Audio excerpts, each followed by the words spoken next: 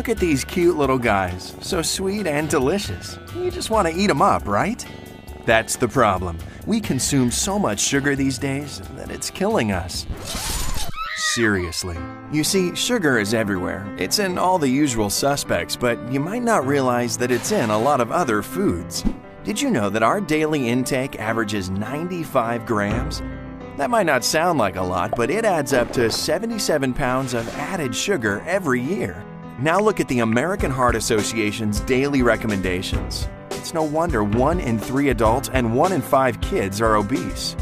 It's not just because sugar tastes good, it's also addictive. Consuming it, even thinking about it, causes a euphoric effect that triggers the production of dopamine in your brain, a neurotransmitter that controls pleasure and is responsible for reward-motivated behavior. Studies show sugar is as addictive as alcohol or cocaine, and it's hard to avoid.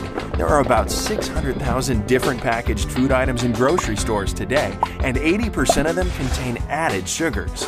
But what we drink could be our biggest problem. Guzzle just one of these beverages and you've more than filled your daily recommended sugar allowance. It's tricky. Did you know that food manufacturers use more than 30 different names for the most common sugars? So what's the problem? Well, sugars are carbohydrates that are roughly half glucose and half fructose. Consuming glucose makes your pancreas secrete a hormone called insulin, which, among other things, causes your body to store fat. Your liver deals with the fructose, but you can't do it in the quantities that many of us consume today. It releases some of it as fat, but most of that backs up in your liver cells. Now you've got a condition called insulin resistance. You're secreting more and more insulin in response to all the carbs in your diet, and even the proteins. The result? You get fatter, and you get fatty buildup in your now inflamed arteries. You're what some doctors call metabolically disturbed. Your body can no longer regulate itself. Eventually, it will kill you. Along the way, your pancreas might give out and you'll become diabetic. And there's reason to believe that metabolic disturbances cause high blood pressure, heart disease, cancer, and, of course, obesity. Well, the good news is that there are 5 simple things you can do to avoid and reverse the damage. Number 1, avoid sugary drinks. All that glucose and fructose literally is an assault on your system. Give tea or carbonated water a try, something besides processed sugar water. Why drink all your calories?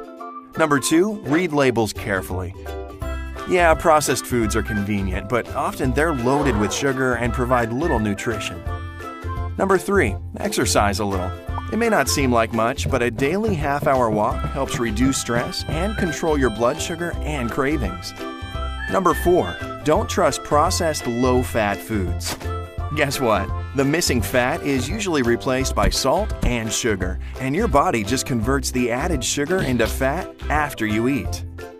And number 5, eat more fiber. Try to eat at least 25 to 30 grams of fiber every day. Fiber-rich foods typically are high in vitamins and antioxidants and keep you feeling full longer. Hey, it just comes down to making smarter choices. The foods you eat can either be the safest and most powerful form of medicine or the slowest form of poison.